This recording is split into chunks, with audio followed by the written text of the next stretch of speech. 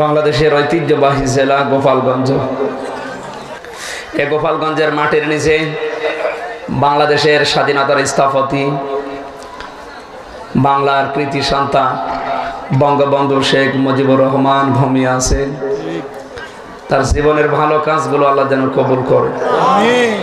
অন্যায় কাজ যেগুলো মানুষ হিসাবে করেছে আল্লাহ যেন তার গাফফার নামের খাতিরে মাফ করে দেন। আল্লাহ যদি ওনারে মাফ করে দেয় আমাদের তো ক্ষতি হয়ে যাবে নাকি? ক্ষতি হবে। সুতরাং মুসাফির অবস্থায় আছি, দোয়া করছে আল্লাহ যেন সত্যি তাকে মাফ করে দেয়। জান্নাত আপনার জন্য খোলা থাকবে। 3 নম্বরে কি বলেছিলাম? হান্নানা। প্রথমে নম্বরে আন্নানা, দ্বিতীয় নম্বরে মান্নানা, 3 নম্বরে হান্নানা, 4 নম্বরে কান্নানা। কান্নানা মানে আমিত্ব প্রকাশ করা, আমারে চেনো। অনেক স্ত্রীর এরকম দাম দেখায় না, আমারে চেনো, আমি চেয়ারম্যানের মেয়ে। আর এই সাহসটা পায় অধিকাংশ মেয়েরা তার বাবা আর মায়ের কাছ থেকে। বিশ্বনবী নিজের মেয়েগুলোকে বিয়ে দেওয়ার আগে যখনই জামার হাতে তুলে দিতেন বলতেন, মা তুমি আমার কাছে যতদিন ছিলে আবদার করেছিলে আমি পূরণ করেছি, কিন্তু এখন একটা নতুন জগতে তোমারে পাঠালাম। সাবধান, আমার জামাই আলী যেন তোমার উপরে দুনিয়ার কোনো বিষয় নিয়ে রাগ না করে। যদিও রাগান্বিত অবস্থায় তুমি মারা যাও, স্বামীকে সন্তুষ্ট করতে না পারো, আমি তোমার বাবা নবী বলছি, তোমার জানাজায় আমি কিন্তু হাজির হব না।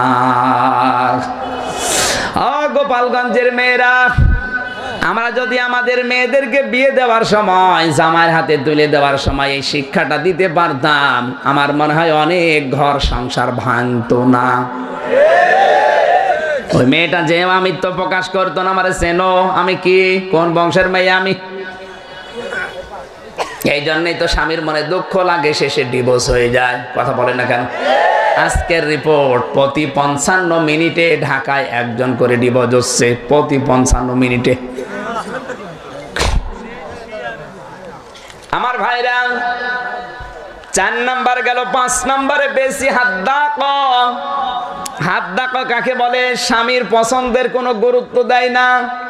স্বামী যদি পছন্দ করে কিছু নিয়ে এসে দেয়, ওর পছন্দই হয় না।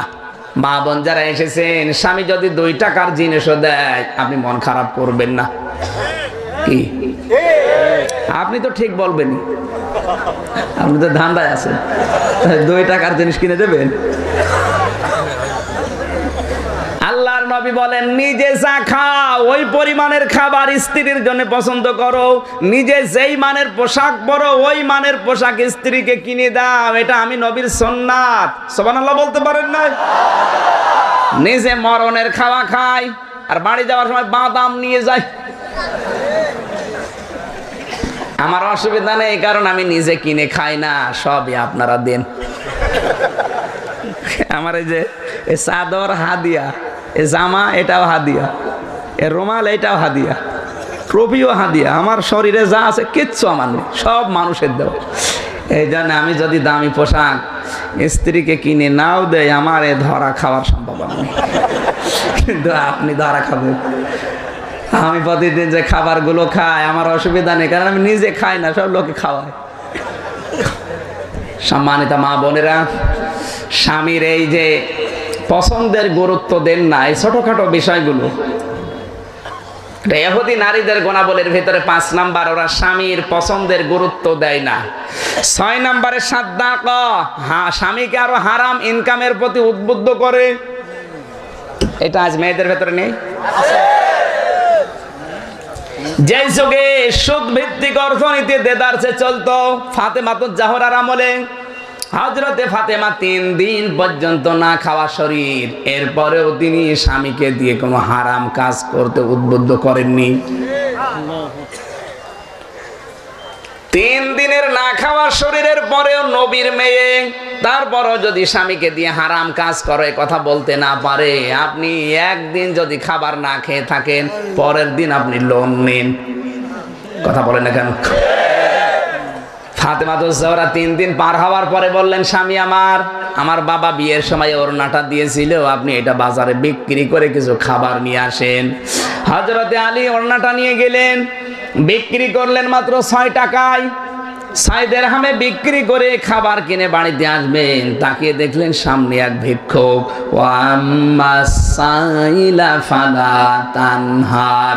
আল্লাহ পাক বলেন, হে পৃথিবীর মানুষেরা, যদি কোনো ভিক্ষুক তোমার কাছে কিছু চায়, অন্তত পকেটে কিছু যদি থাকে ওরে দিয়ে দাও, কিছু না কিছু দেওয়া লাগবে। কারণ একজন বান্দার কাছে আর একজন বান্দাকে আল্লাহ ভিক্ষুক করে পাঠিয়েছে, এটা তো তোর কপাল। আর আমরা দিতে চাই না, একেবারে ভিক্ষা পাওয়ার উপযুক্ত যে লোকটা তাকেও দিতে চায় না, আর উল্টা পাল্টা কথা বলে, গরম দেয় না। বাদশাও যদি আপনার কাছে হাত পাতে, অন্তত কিছু না কিছু আপনারে দেওয়া লাগবে। কথা বুঝতেছেন? হযরতে আলী বলেন, কোরআনের এই আয়াতের উপরে আমল করতে গিয়ে ওরে আমি এই খাবারটা দিয়ে দিলাম, কারণ আমার চাইতে দেখি ওই লোকটা ক্ষুধার্ত বেশি। খাবার নিয়ে আনন্দে খেয়ে দোয়া করে চলে গেল, কিন্তু এখন আমি পড়লাম মুসিবতে, বাড়ি যাব কি নিয়ে?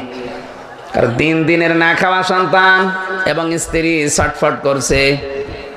আল্লাহ পাক বলেন, মান জাআ বিল হাসানাতি ফালাহু আশরু আমসালিহা।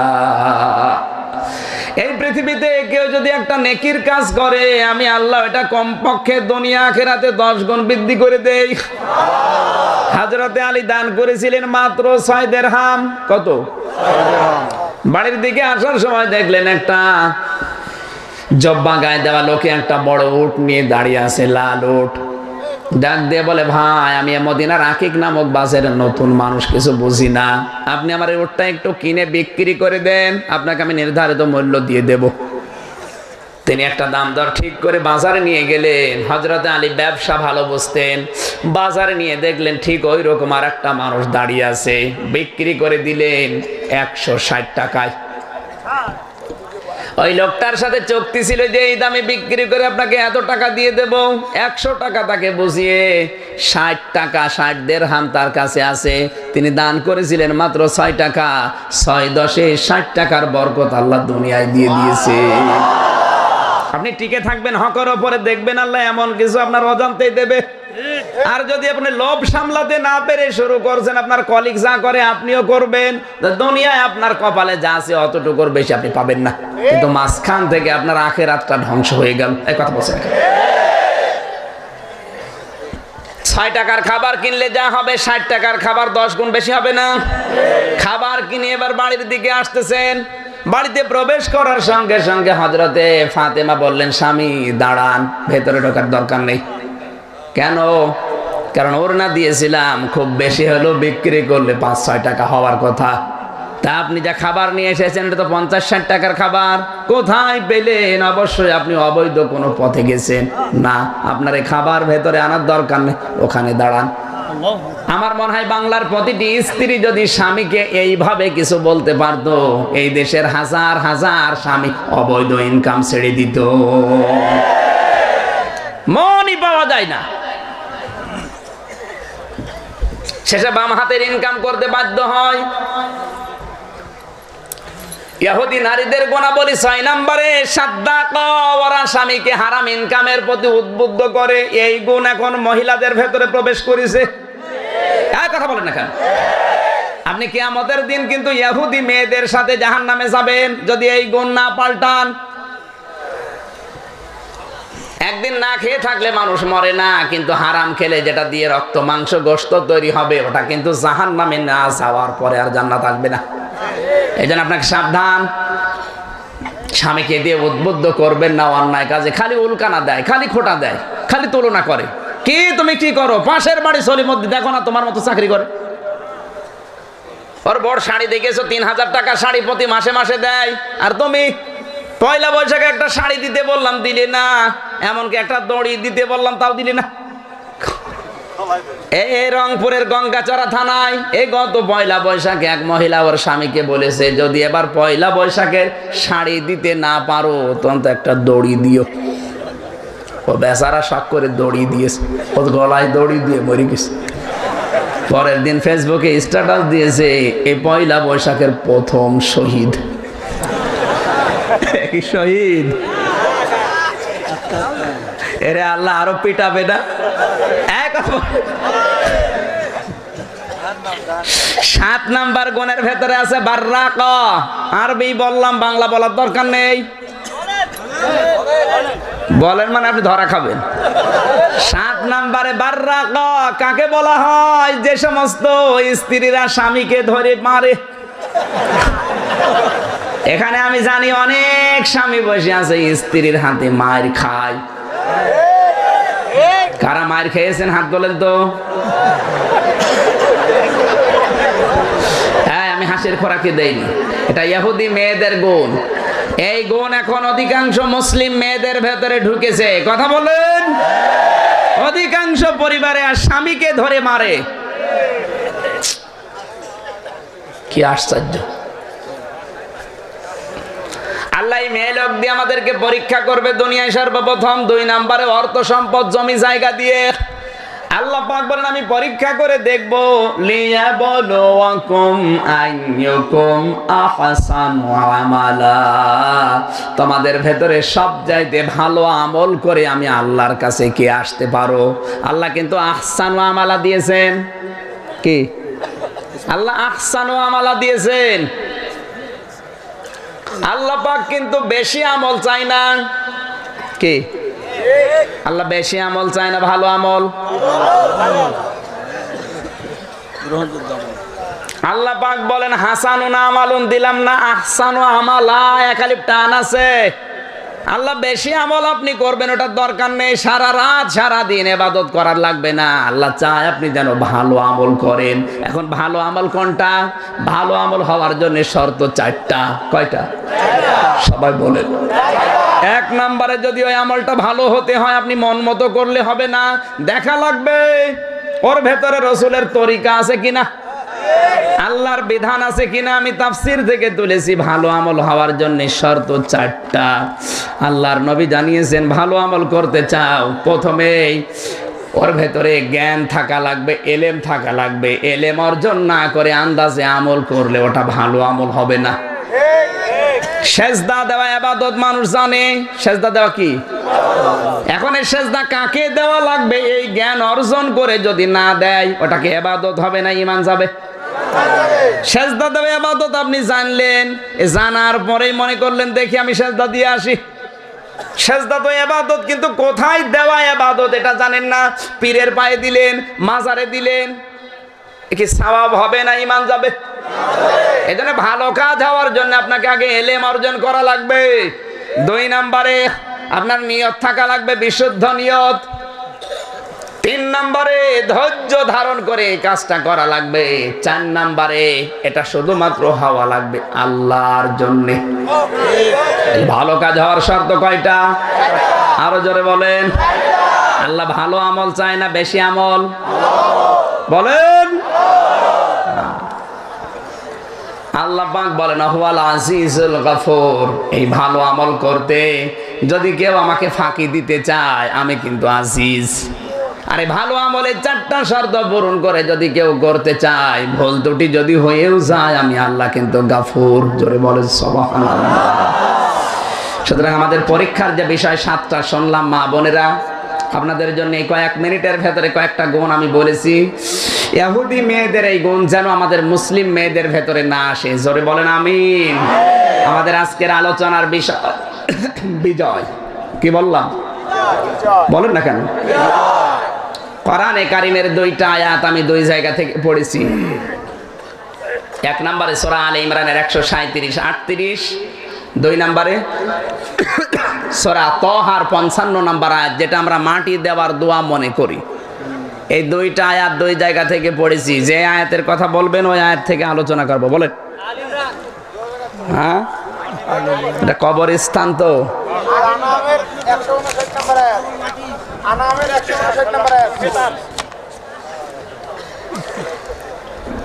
কবরস্থান না হলে আমরা ওই আয়াতটা নিতাম, কিন্তু কবর তো, এই জন্য কবর সংক্রান্ত বিষয়গুলো দরকার।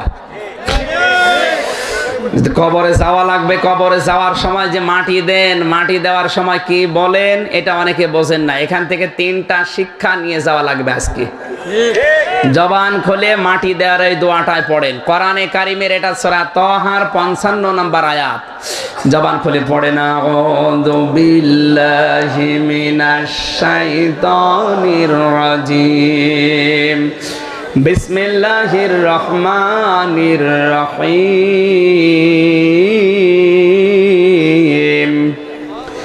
মিনহা খলাকনাকুম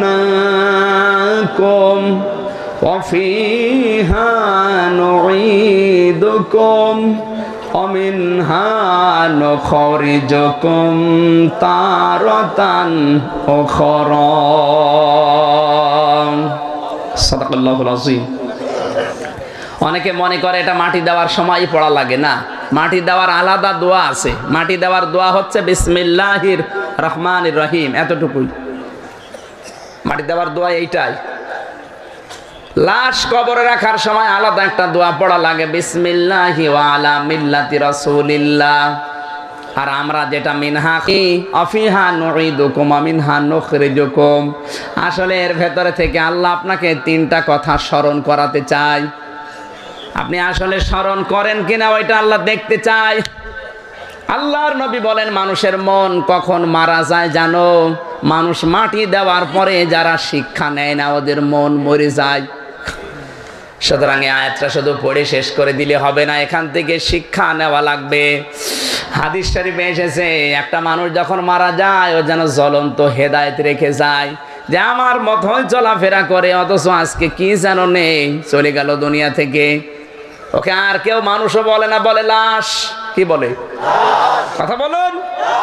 এমনকি ওকে লাশ বলার পরে কেউ নিজে নিজে পাহারাও দিতে চায় না।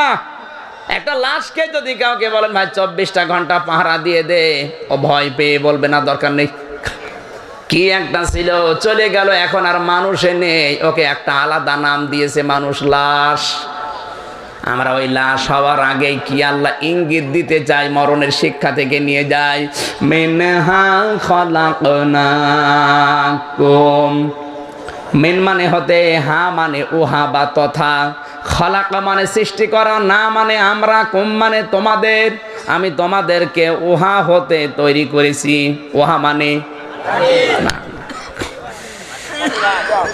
সরাসরি আল্লাহ আমাদেরকে মাটি দিয়ে বানিয়েছে। আপনি পড়া কোরআনে কোনো আয়াতে পাবেন না মাটি দিয়ে বানিয়েছে মাত্র একজনকে। লাকাদ খালাকাল ইনসানা মিন সালসালিন কাল ফাখর। হযরতে আদম আলাইহিস সালামকে শুধু আল্লাহ মাটি দিয়ে বানিয়েছেন, আমাদেরকে আল্লাহ মাটি দিয়ে না, মাটির নির্যাস দিয়ে বানিয়েছেন। আদম নবীকে বানালেন কি দিয়ে? জবান খুলে বলেন। মাটি বানিয়েছেন কি দিয়ে? এই কথা বলেন কেন? মাটির মৌলিক উপাদানের ভেতরে আমরা গবেষণা করে 10টা বিষয় পেয়েছি।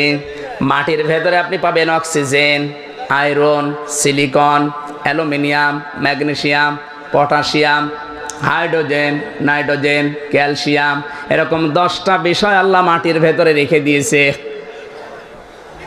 মাটির নির্যাস দিয়ে আল্লাহ আমাদেরকে বানালেন, তার প্রমাণ হচ্ছে এই আয়াতের আগের আয়াতে, কুলু ওয়ারআউ আনআমাকুম ইন্না ফি যালিকা লাআয়াতিল লিউলিন নুহা। আল্লাহ পাক বলেন, চারণ ভূমিতে তোমাদের এই গবাদি পশু পাখিগুলো তোমরা চরাও, ওগুলো যেগুলো খেয়ে, এই ঘাস খড়গোটা লতা পাতা খেয়ে ওদের গোশত তৈরি হয়, ওই গোশত তোমরা খাও, ওগুলো দিয়ে তোমাদের বীর্য তৈরি হয়। এই বীর্য মায়ের রেহেমের ভেতরে জমা হয়, মায়ের রেহেমে জমা হওয়ার পর ওটা দিয়ে আমি আল্লাহ 4টা জিনিস 40 দিনে বানাই। সুম্মা খলাকনান নুতফাতা আলাকাতান ফাখলাকনাল আলাকাতা মুদগাতান ফাখলাকনাল মুদগাতা ইযামান ফাকাসাউনাল ইযামা লাহমা। আল্লাহ পাক বলেন, বলেন বাবার স্ফলিঙ্গ দিয়ে দ্রুত গতিতে এই যে নাপাক পানিটা বের হয়ে যায়, এই বীর্য দিয়ে আমি আল্লাহ মায়ের রেহেমের যে দেওয়াল আছে এই দেওয়ালের ভেতরে ছাপ দিয়ে রাখি। এখানে 4টা জিনিস বানিয়ে দেই, রক্ত, গোশত, চর্বি আর চামড়া। মায়ের রেহেমের ভেতরে যে নাপাক পানি আছে ওইটা দিয়ে আরো 4টা জিনিস বানাই, চুল, রগ, হাড় আর পর্দা। এই 4 4 8টা জিনিস এক হয়। আমি আল্লাহ আমার রব নামের কারণে বান্দাকে 5টা জিনিস দান করি। ওয়াজআলা লাকুমুস সামাআ ওয়াল আবসারা ওয়াল আফইদা ইলা আখিরি আয়াত। সূরা নাহাল 14 নম্বর পারা 14 নম্বর পৃষ্ঠা 14 নম্বর লাইনের 78 নম্বর আয়াতের মাঝের অংশে আছে শ্রবণ শক্তি, দর্শন শক্তি, বাক শক্তি, আকেল শক্তি আর ঘ্রাণ শক্তি। এই 5টা আমি আল্লাহ আমার রব নামের খাতিরে দান করি। একটাও যদি কম দিতাম দুনিয়ায় আসতো, এই হারুন রশিদ মুন্সি আসতো কিন্তু অন্ধ হয়ে আসতো। অনেক অন্ধ আসে না? 8 5 13টা জিনিস যখন এক হয়ে যায় তখন ফেরেশতারা জিজ্ঞাসা করে আল্লাহ এর আকৃতি কি, ছেলে বানাবেন না মেয়ে বানাবেন? ওয়াল্লাযী ইউসাউবিরুকুম ফিল আরহামি কাইফা ইয়াশা। আল্লাহ পাক বলেন তিনি সেই আল্লাহ যিনি মায়ের রেহেমের ভেতরে তোমাদের আকৃতি তৈরি করেন। এই যে মুখটা এটা নারী হোক আর পুরুষ হোক আল্লাহ নিজের হাতে বানিয়েছেন, আরে বডি বানিয়েছে ফেরেশতারা। জোরে বলেন আল্লাহু আকবার। আকৃতি তৈরি করার পর এটা ছেলে দেবে না মেয়ে দেবে সিদ্ধান্ত কার? নাকি আপনার বোর? অনেকে বোর উপরে রাগ করে। ইয়াখলুকু মা ইয়াশাউ ইয়াহাবু লিমান ইয়াশাউ ইনাসা ওয়া ইয়াহাবু লিমান ইয়াশাউ যুকুর। সূরা সূরার 49 নম্বর আয়াত 25 নম্বর পারার 7 নম্বর পৃষ্ঠার 12 নম্বর লাইনের শেষ নম্বর রুকুতে আছে আল্লাহ বলেন আমি তৈরি করি কাউকে কন্যা কাউকে পুত্র। প্রথমে মেয়ে লোকের নাম, কার নাম? কেন? আল্লাহর নবী জানিয়েছেন যে এই ঘরে একটা প্রথমেই মেয়ে লোক আসে ওটা মেয়ে না, সঙ্গে সঙ্গে আল্লাহর রহমতের 4 জন ফেরেশতা পাঠিয়ে দেয়। ওই ফেরেশতা এসে ওই দুর্বল দেহর উপরে হাত দেয়, ওই মাথার উপরে হাত দিয়ে বলে এই দুর্বল দেহটা একটা দুর্বল জায়গা থেকে এসেছে, এই মেয়েটাকে যারা লালন পালন করবে, ভালোবাসবে, স্নেহ দেবে, এর পেছনে খরচ করবে, সৎ পাত্রে পাত্রস্থ করবে, কিয়ামত পর্যন্ত ওই মা বাবা ওই গার্জিয়ানের উপরে আল্লাহর রহমত চলতে থাকবে। গোপালগঞ্জবাসী ফেরেশতারা দোয়া করেছে কয়টা? আরো জোরে বলেন। এখানে যাদের মেয়ে আছে মনে করবেন একটা মেয়ে না ওটা একটা জান্নাত, কিন্তু শর্ত মানা লাগবে 4টা। এমনকি যেদিন মেয়ে দুনিয়ায় এসেছে ওই দিন থেকে আপনি কিয়ামত পর্যন্ত আল্লাহর রহমত আপনার পেছনে থাকবে। শর্ত আরো জোরে। এই 4টা যদি না মানেন তাহলে রহমতের পরিবর্তে গজব আপনার পেছনে থাকবে। 1 নম্বরে মেয়ে আসার পরে তাকে ভালোবাসা লাগবে। কি লাগবে? ভালোবাসা দেওয়া লাগবে। বিশ্বনবী এই পৃথিবীতে মেয়েদেরকে এত বেশি ভালোবেসেছিলেন, কোন জায়গায় যাওয়ার আগে ফাতেমার সাথে সর্বশেষ দেখা করতেন, কোন জায়গা থেকে আসার পরে সর্বপ্রথম ফাতেমার সাথে দেখা করতেন।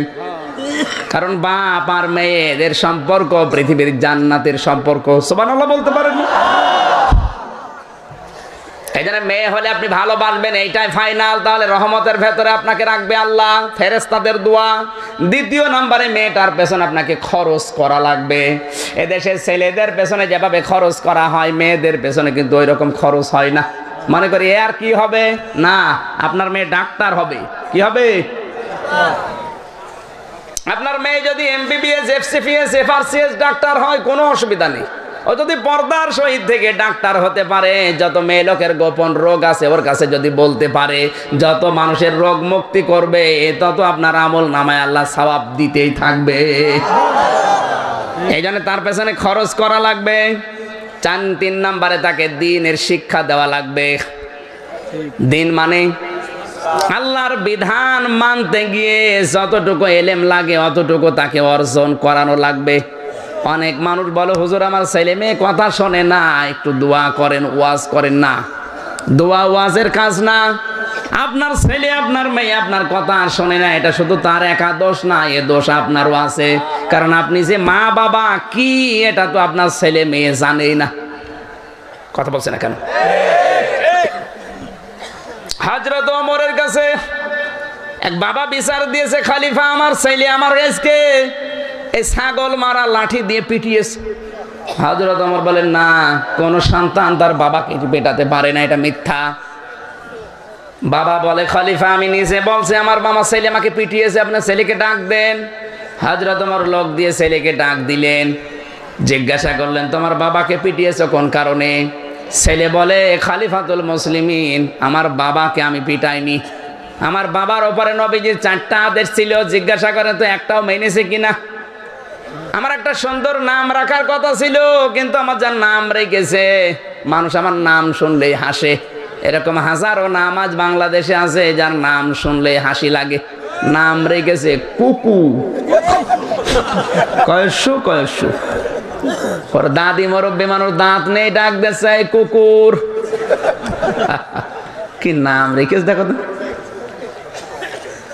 দ্বিতীয় নাম্বারে আমার বাবাকে জিজ্ঞাসা করেন তোমার এলেম শিখিয়েছে কিনা। কারণ আমার বাবা সে কি এটা তো আমি জানি না। সারাদিন আমি ছাগল চড়াই মরুভূমিতে, ওই লাঠি দিয়ে যখন আমার বাবাকে পিটাই মনে হচ্ছিল ছাগল পিটাচ্ছে।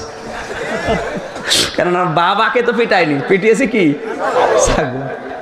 আপনার সন্তান আপনার কাছে কি এটা তো আপনি তাকে শিক্ষা দেননি, তা আপনি মায়ের খাবেন নাকি আপেল খাবেন?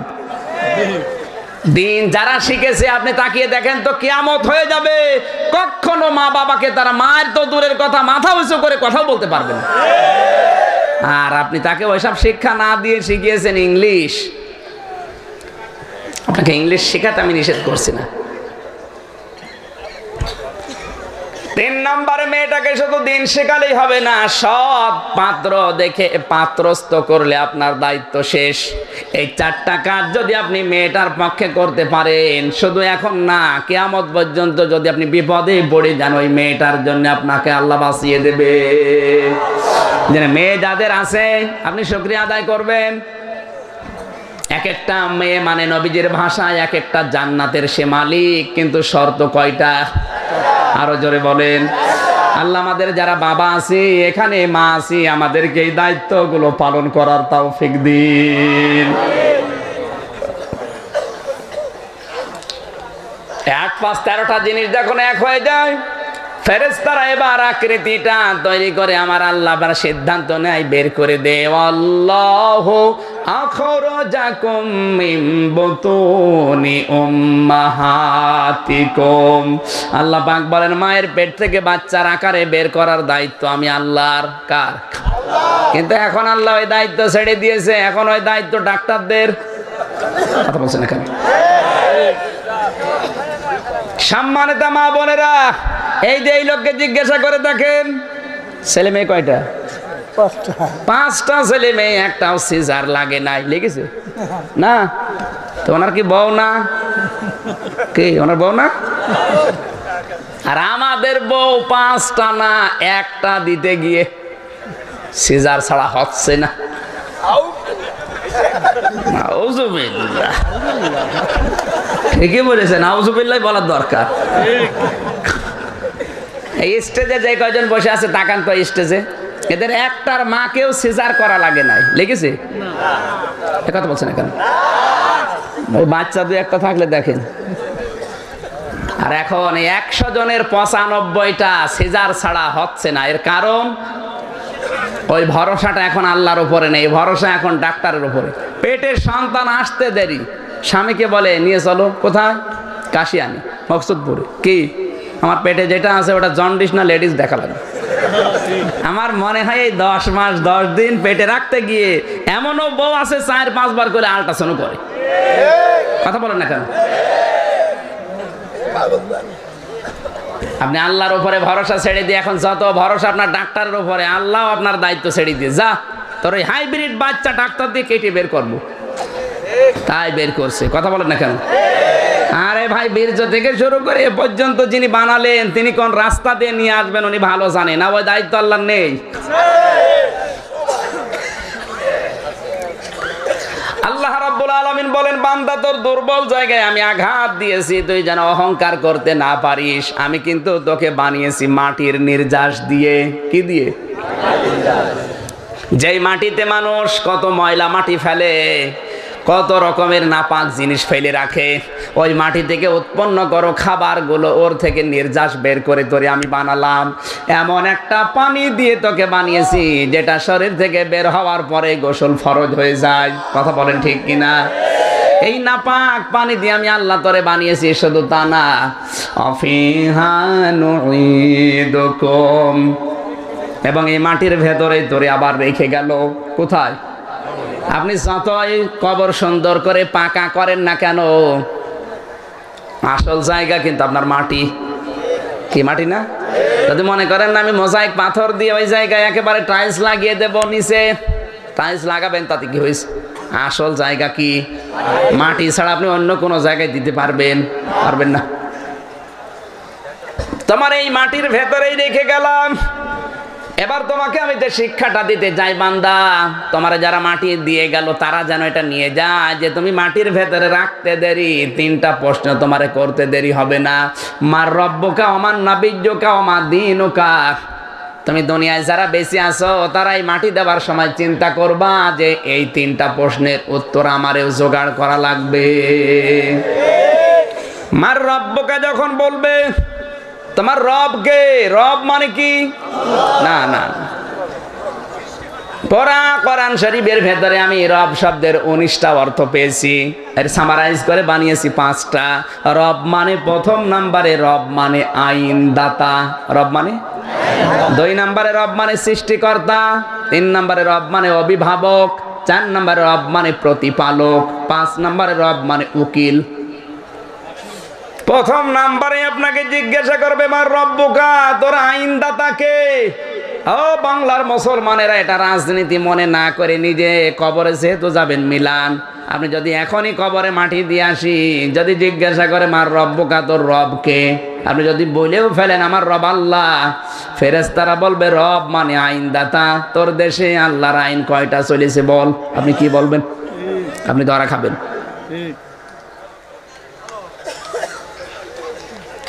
আজ আল্লাহর আইন কায়েম করার ব্যাপারে কোনো কথা নেই, কোনো ফতোয়াবাজি নেই। যত ফতোয়া এই দেশে চলছে শুধু হাত বাঁধা নিয়ে, জোরে আমিন আস্তে আমিন নিয়ে। মরণের পরে আপনাকে আল্লাহ জিজ্ঞাসা করবে কি? ওয়া ইন্নাহু লাযিকরুল লাকা ওয়া লিকওমিকা ওয়া সাওফা তুসআলুন। সূরা যুখরুফ 25 নাম্বার পারা, 11 নাম্বার পৃষ্ঠা, 7 নাম্বার লাইনের 44 নাম্বার আয়াত। এটা আল্লাহ বলেন কিয়ামতের দিন প্রতিটি মানুষকে আমি জিজ্ঞাসা করব যে আমার আইন মানা হয়েছে কিনা। আমার তো মনে হচ্ছে এই প্রশ্নে আমরা অধিকাংশ মানুষ ধরা খাবো না, আপনারা বেঁচে যাবেন। এই জন্য আমার রব্বকে আমাদের ঠিক করার দরকার আছে না নেই? আমি প্রথমে রব মানে কি বললাম? দল মত নির্বিশেষে আমাদের একটাই টার্গেট থাকা লাগবে, দেশের রাম আর বামরা যাই করুক না কেন, মুসলিম হিসাবে আমাদের একটাই টার্গেট, এই দেশে কি করে আল্লাহর আইন কায়েম করা যায়। কারা রাজি আছেন দেখি? লিল্লাহি তাকবীর। নারে তাকবীর, আল্লাহু আকবার, আল কোরআনের আলো, আল হাদিসের আলো, আলহামদুলিল্লাহ। দিন ইসলাম, দিন ইসলাম, ইসলামের শত্রুরা হুঁশিয়ার সাবধান। 2 নম্বরে ওমা দিনুকা, তোমার জীবন ব্যবস্থা কি ছিল? ওমা নাবিয়ুকা, এই যে লোকটাকে আপনাকে যদি বলতে হয় তাহলে এই লোকটার আদর্শ দুনিয়ায় বাস্তবে সেট করা লাগবে।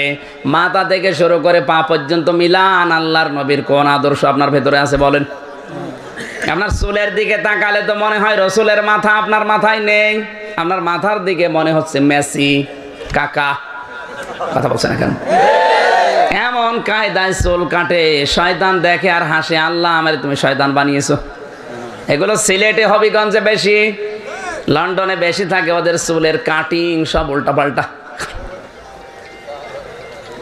দ্বিতীয় নাম্বার, যত নিচে নামবেন দেখবেন রসুলের কোনো আদর্শ নেই, দাড়ি রাখে তাও স্টাইলে, এই যে এরকম করে না মুরব্বিরার স্টাইল কি?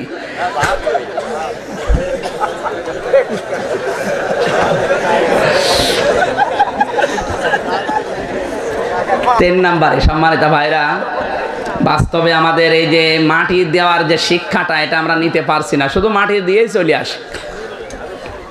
আমিনহা নখরে যখন তারাতা নখরা, ওকে বলা হচ্ছে বান্দা তোরে শুধু মাটির ভেতরে রেখে গেলাম তা না, কিয়ামতের দিন কিন্তু আল্লাহ তোকে এই মাটি থেকে আবার তুলবে। মাটি থেকে তুলেই তোরে ছেড়ে দেবে তা না, 5টা প্রশ্ন করবে। কয়টা? عن عبد الله بن مسعود رضي الله تعالى عنه قال قال النبي صلى الله عليه وسلم ما تزال قدم بني آدم عبد يوم القيامة حتى يسأل عن 50 عن عمره فيما أفنى وعن شبابه فيما أبلى وعن ماله من أين اكتسبه وفيما أنفقه وعن علمه ماذا عمل فيه متفق عليه।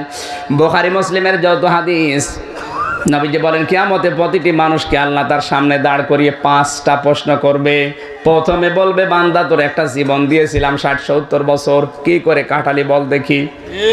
দ্বিতীয় নাম্বার, তোর একটা যৌবনকাল দিয়েছিলাম 15 থেকে 45, এই যৌবনকালটা কি করে কাটালি বল। 3 নম্বরে সম্পদ আদি কি করে উপার্জন করলি। 4 নম্বর ওটা কোথায় কোথায় খরচ করলি বল। 5 নম্বরে যতটুকু জ্ঞান অর্জন ছিল তোর, তার উপরে কতটুকু আমল করেছিস বল। এই 5টা প্রশ্নের উত্তর দেওয়া ছাড়া কোনো বনি আদম সন্তান আল্লাহর সম্মুখ থেকে সামনেও যাবে না, পেছনেও যাবে না, জায়গায় দাঁড়িয়ে থাকবে। সুতরাং আমরা কবরে মাটি দিয়ে চলে আসলে হবে। হযরতে আনাস বর্ণনা করেন, আল কাজ্জিসু মান দানা নাফসাহু ওয়া আমিলা লিমা বাদাল মাউতি ওয়াল আজিজু মান আতবা নাফসাহু হাওয়াহা ওয়া তামান্না আলাল্লাহ। হে দুনিয়ার মানুষ, ওইটাই তো বুদ্ধিমান যে লোকটা আখিরাতের পুঁজি তৈরি করে এরপরে আল্লাহর উপর ভরসা করে। আর ওই লোকটা বড় বেকুব আহাম্মক যে আখিরাতের কোনো পুঁজি তৈরি করেনি, আন্দাজে ভরসা করে বসে আছে আল্লাহ আমারে মাফ করে দেবে না। আপনাকে 5টা প্রশ্নের সঠিক উত্তর জোগাড় করে নিয়ে আপনি মারেন আমিনহা নখরে যখন তারাতা নখরা, এই আয়াতটা সফল হবে। কিয়ামতের দিন এই আয়াতটাই আপনার পক্ষে আল্লাহর দরবারে দাঁড়িয়ে সাক্ষী দেবে। মাটি দেওয়া থেকেও যদি মানুষ এই শিক্ষাগুলো নিতে না পারে, আমার মনে হয় ওর কপালে আর হেদায়েত বলতে কিছু নেই। আল্লাহ আমাদেরকে গোরস্থান থেকে শিক্ষা নেওয়ার তৌফিক দিন, যেন 5টা প্রশ্ন দুনিয়া থেকে আমরা জোগাড় করে যেতে পারি। জোরে বলেন আমিন। বারাকাল্লাহু লানা ওয়া লাকুম ফিল কোরআনিল আযীম। আল্লাহুম্মা আমিন। রব্বানা আতিনা ফিদ দুনিয়া হাসানা ওয়া ফিল আখিরাতি হাসানা ওয়া কিনা আযাবান নার ওয়া আদখিলনাল জান্নাতা মা'আল আবরার ইয়া আজিজু ইয়া গাফফারু ইয়া রাব্বাল আলামিন। মোনাজাত যারা করবেন বসে করেন ভাই, মোনাজাত আল্লাহর কাছে হচ্ছে, বসেন। মোনাজাতটা বসে করেন, মুসাফির অবস্থায় আছি, বসেন, বদদুয়া হয়ে যাবে কিন্তু, বসেন। মাথা নিচু করেন, চক্ষু বন্ধ করেন, জীবনের অপরাধগুলো স্মরণ করেন। রব্বানা যালামনা আনফুসানা ওয়া ইল্লাম তাগফির লানা ওয়া তারহামনা লানাকুনান্না মিনাল খাসিরিন। রব্বুল আলামিন, সারাটা জীবন অপরাধ করে জীবনটা নষ্ট করে ফেলেছি। হাত ওঠায় কথা বলবো ভয় করে, লজ্জা করে। আমাদের জীবনের অপরাধের দিকে যদি তাকাই, জাহান্নামের আগুন ছাড়া কিচ্ছু দেখা যায় না। তুমি আমাদের অপরাধের দিকে তাকিও না, তোমার রহমতের দিকে তাকাও, জিন্দেগীর গুনাহগুলো মাফ করে দাও। তুমি যদি মাফ না করো বান্দাকে, বলো তোমার বান্দা যাবে কার কাছে। রব্বুল আলামিন, আমি হামজা ছাড়া তোমার লক্ষ কোটি কোটি হামজা দুনিয়ায় আছে, তুমি ছাড়া আমার মাফ চাওয়ার কোনো জায়গা নেই।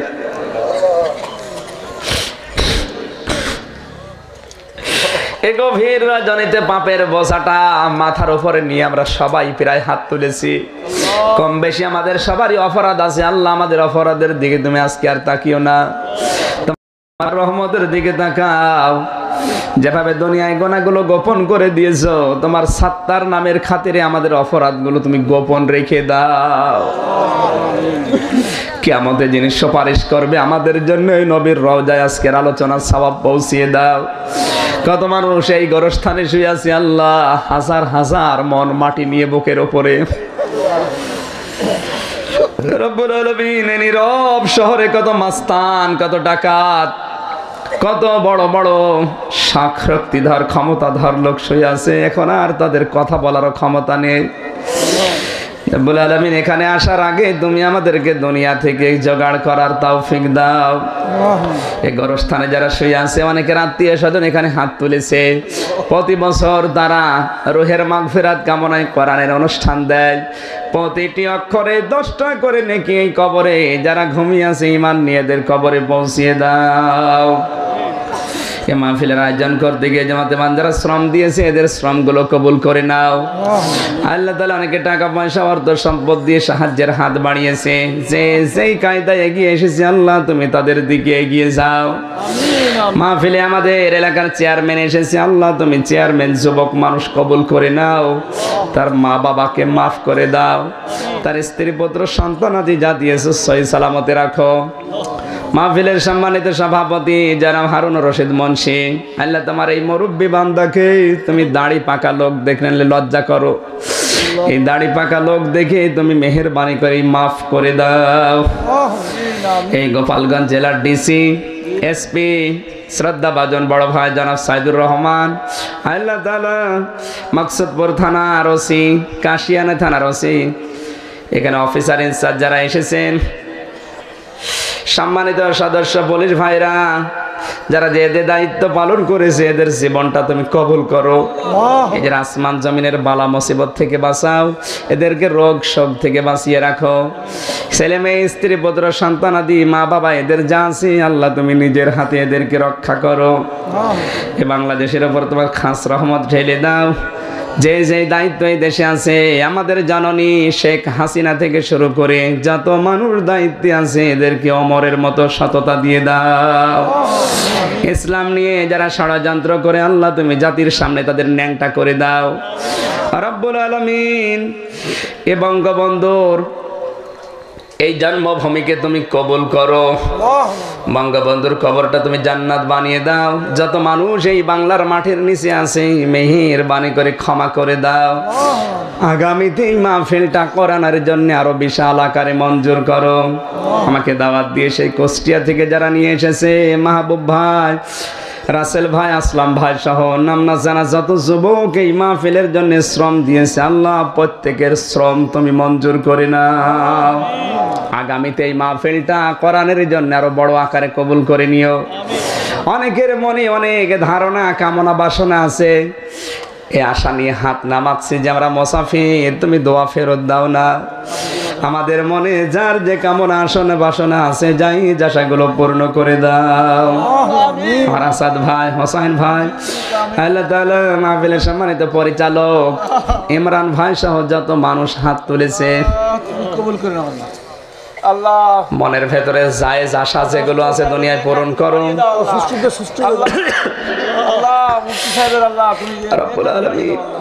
বাংলাদেশে আমরা যেন চোখে দেখতে পারি তোমার কোরআন দিয়ে দেশটা চলছে।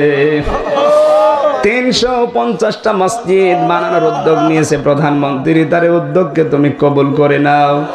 যত মানুষ এই মসজিদে সাজদা দেবে প্রত্যেকের সাজদার সওয়াব তুমি তার বাবার কবরে পৌঁছিয়ে দাও। আমিন আমিন আমিন। আল্লাহ, মারাত্মক একটা অপরাধ চলছে পৃথিবীতে, বিশেষ করে একটা ভাইরাস করোনা। তুমি আমাদের গুনার কারণে এই দেশে ওটা দিও না। এই গজব থেকে তুমি আমাদেরকে বাঁচিয়ে রাখো। তুমি যদি কাউকে টাইট করতে চাও কিচ্ছু লাগবে না, সেটা তোমার মন খারাপ হলে তার জীবন শেষ। তুমি আমাদেরকে বাঁচাও, গুনার কারণে তুমি রাগ করো না। আল্লাহ তোমার গফফার নামের খাতিরে মাফ করে দাও। আলহামদুলিল্লাহি রাব্বিল আলামিন। হক লা ইলাহা ইল্লাল্লাহু মুহাম্মাদুর রাসূলুল্লাহ। আসসালামু আলাইকুম। বয় আছে গাড়িতে, যদি লাগে নিয়ে যান। মা বোনেরা একটু পরে বের হন। আলী মাদ্রাসায় আল্লামা নজরুল ইসলাম বুখারী উনি আসবেন, আর হযরত মাওলানা মুফতি মাসরুম গাজী খুলনা উনি আসবেন। আসছে আগামী ফেব্রুয়ারি 28 ফেব্রুয়ারি রোজ শুক্রবার